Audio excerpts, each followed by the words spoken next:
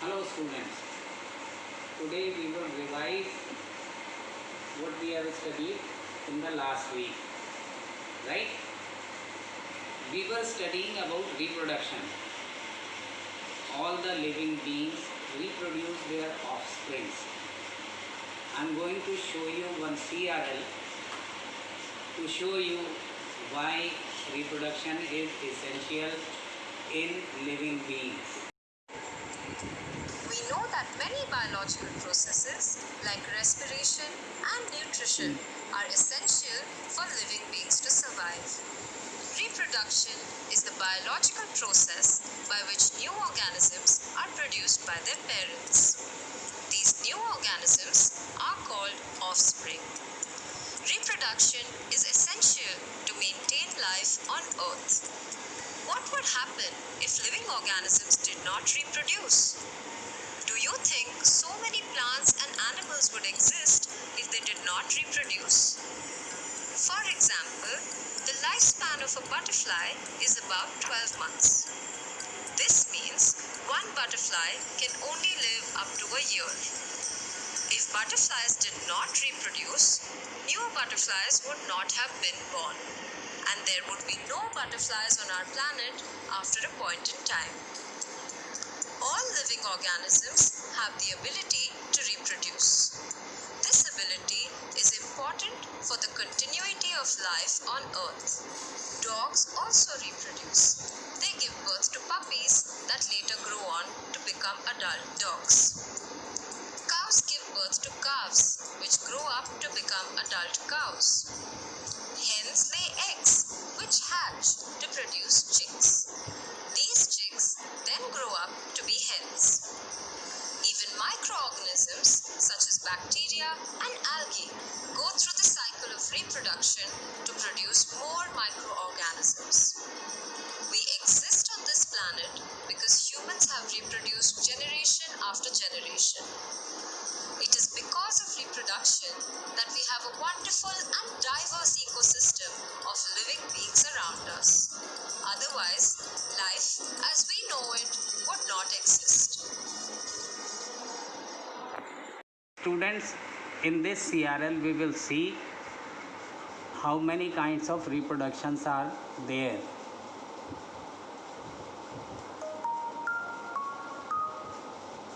Asexual reproduction. Seema was reading about Hydra and Amoeba. She became curious and went to her father's lab to study the sample of water that her father had collected from a nearby pond to observe Hydra and Amoeba. She prepared a slide to examine them under a microscope. She saw one Hydra and two amoebae under the microscope. After 2 days, when she examined again, she found many Hydrae and amoebae. Seema is confused about how they increased in number. Do you know why the number of amoeba and Hydra increased? Let's find out.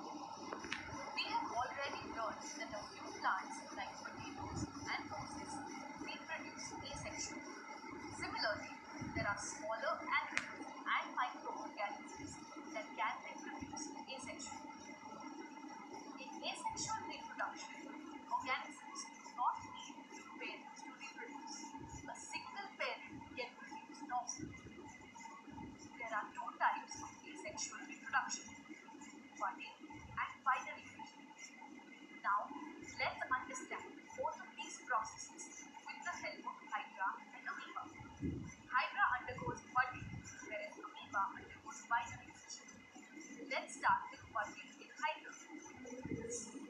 Hydra is a small animal found in freshwater sources like ponds and lakes. To reproduce, the parent Hydra forms one or more bulges called a bud. The bud grows as the cells at the site of the bud continue to divide and make more cells. The bud obtains nutrition from the parent. Once matured, the bud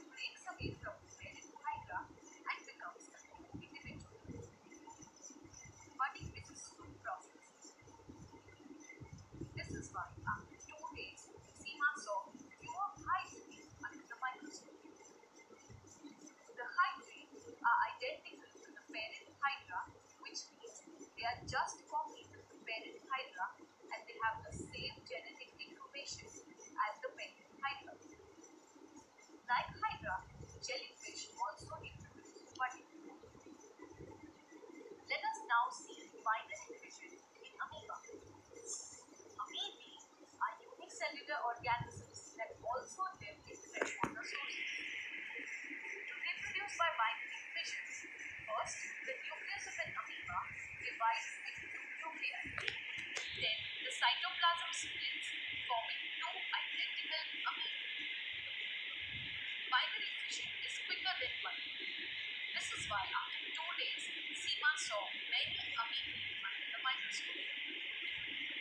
The amoebae are identical to the first amoeba that reproduced. That is, they all carry the same genetic information as the first amoeba.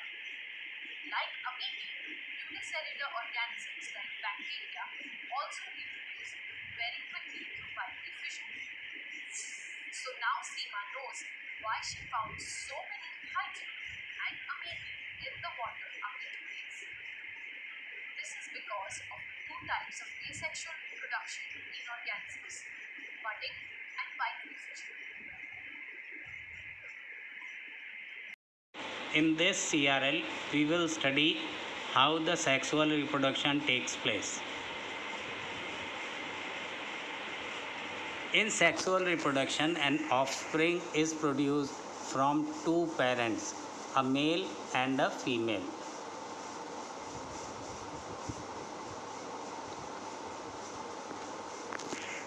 As we have students, in this CRL, we will see how the sexual reproduction takes place. In sexual reproduction, an offspring is produced from two parents, a male and a female. As we have learned, many organisms reproduce through the process of sexual reproduction. For examples, monkeys and elephants. In monkeys, an offspring is produced by a male monkey and a female monkey. In elephants, an offspring is produced by male elephant and a female elephant. The process of sexual reproduction happens in 4 stages. Production of gametes, fertilization, development of embryo, and birth of the offspring. The first step is the production of the male and female gametes. Okay?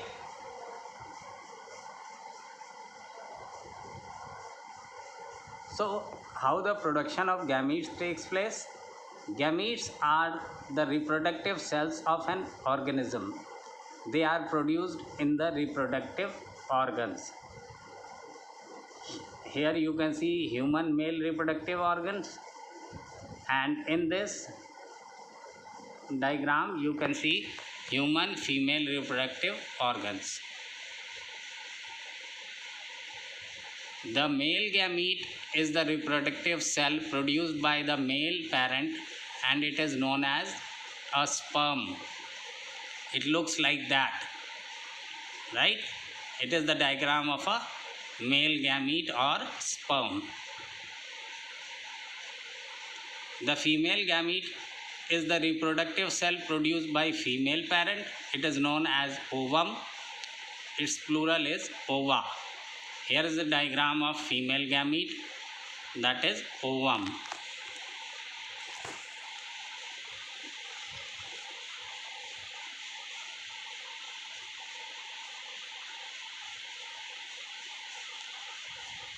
Stage 2 is fertilization. Fertilization is the second stage of sexual reproduction. After production of gametes, the male and the female gametes fuse together to form a zygote. This is called fertilization. Here you can see the fertilization. Sperm, male sperm and female ovum they meet with each other and they fuse with each other, right? The sperm penetrates the ovum, and then the sperm fertilizes the ovum to form a zygote. The zygote is also a single cell. It is the zygote that develops to form the offspring. Here you can see the single celled zygote.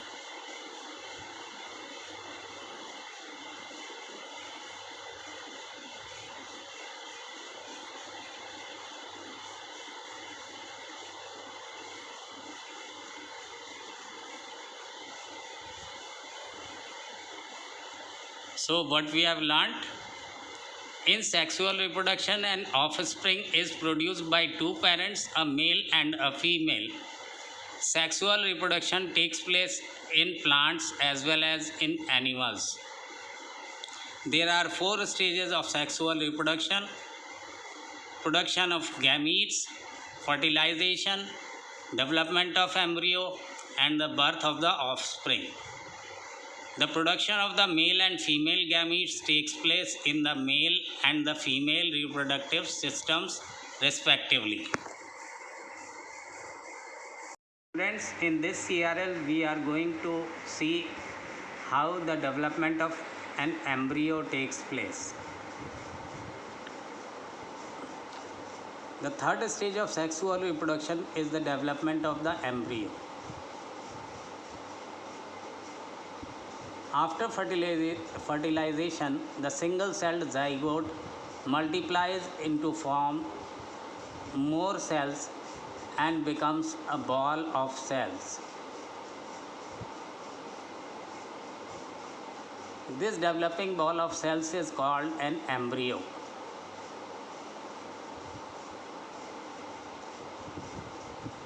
The embryo develops completely before the offspring is born. In mammals such as humans, an embryo develops to form a fetus, and the baby is born when the development of the fetus is complete. The development of an embryo can happen in 2 ways: inside the body of the parent, mostly in females, and outside the body of the parent, like in hens. Viviporous organisms. Vivi means alive, porous means to give birth. Organisms in which the organisms offsprings develop inside the body of the parent are known as viviporous organisms.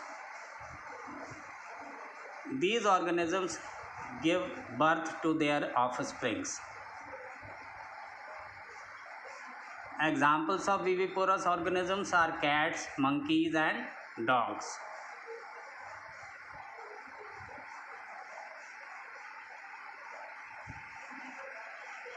Now, oviporous organisms. Ovi means egg and porous means to give birth. These organisms lay eggs. The offsprings develop in the egg outside the body of the parent.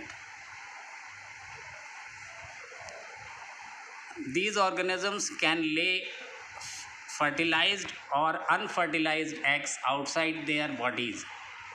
The fertilized eggs hatch to produce the offspring.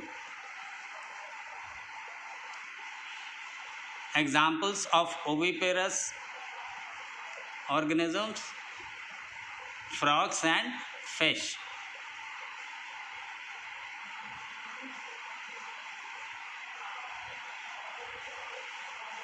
Internal fertilization in oviparous organisms.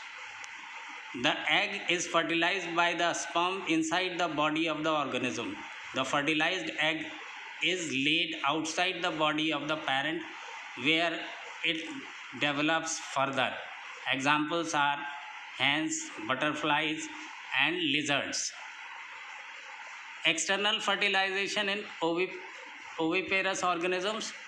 The unfertilized eggs are laid outside where they are fertilized by the sperms. The zygote then develops externally. Examples are frogs, salmon fish, and other aquatic organisms.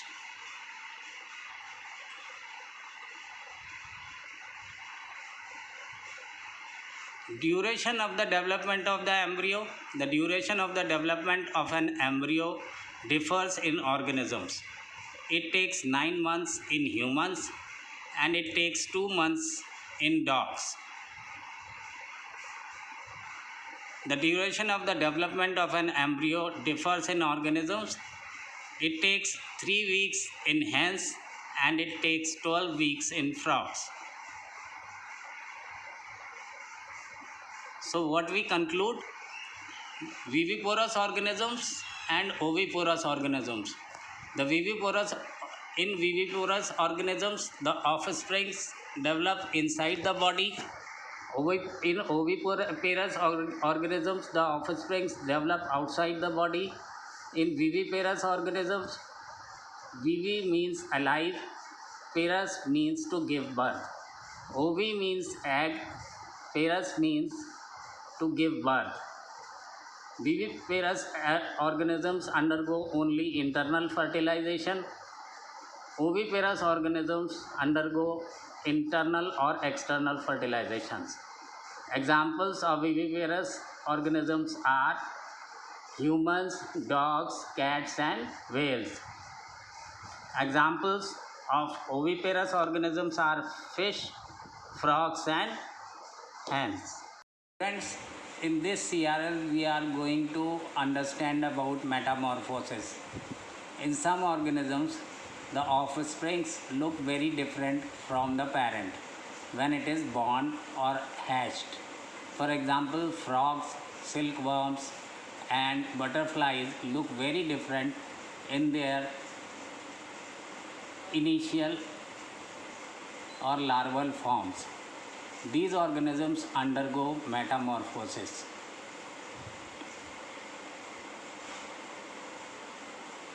Meta means change and morph means form. The offspring undergoes a series of changes to eventually resemble the parents. For example, a tadpole undergoes many changes to become a frog.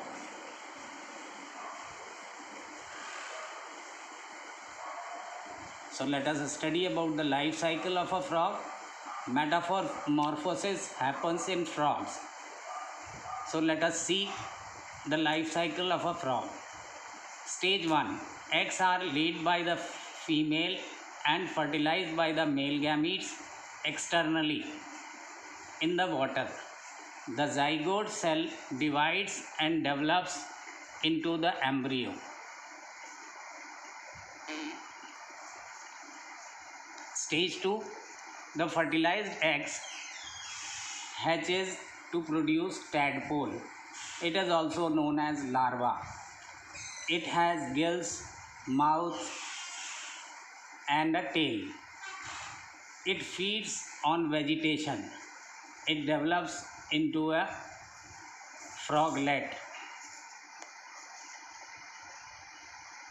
In stage 3, the tadpole develops into a froglet. It has limbs. The tail starts to shrink.